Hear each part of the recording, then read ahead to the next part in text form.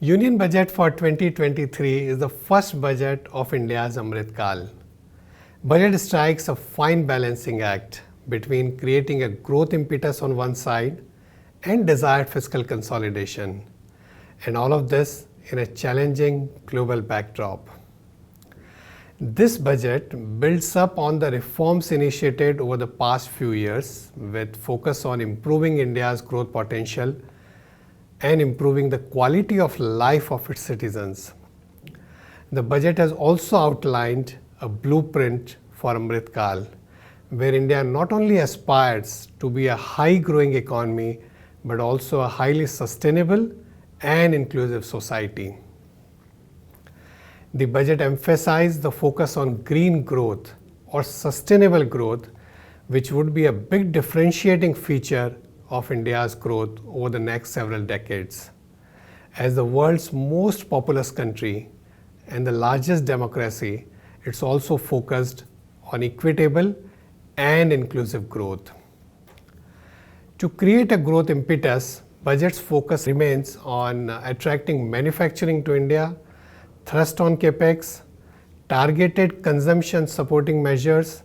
When we look at the way taxation has been rationalized and more money has been put in the hands of taxpayers, which will spur consumption on one side and investment on the other side, rationalization, taxation without losing sight of socially desirable spending have been some of the focus area in this budget.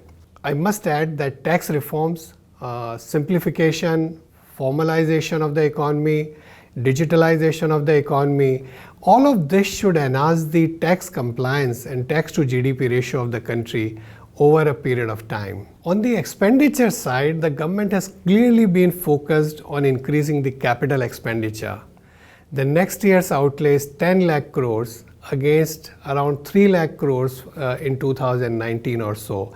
As a percentage of GDP, this number has grown from around 1.5% of GDP to 3.3% of GDP.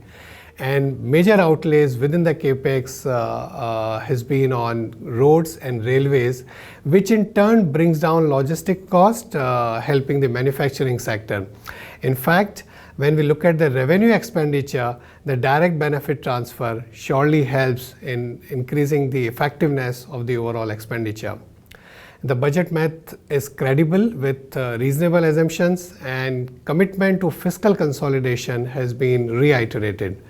Manageable fiscal borrowing should help to crowd in private capex over the medium term. There was special mention on the tourism sector, and also it was very heartening to appreciate the role of financial sector in enhancing the growth potential of the economy.